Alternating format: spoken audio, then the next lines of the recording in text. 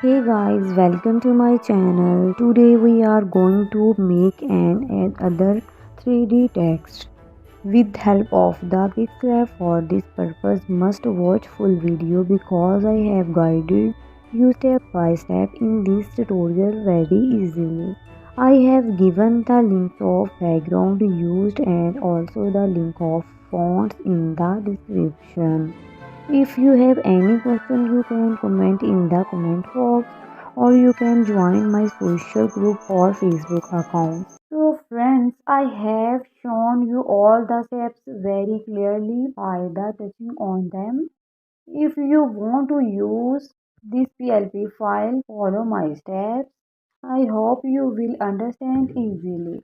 Thanks for watching. I hope you will like this video. Please like, comment, share my video and subscribe my channel for new easy tricks and all kind of editing material.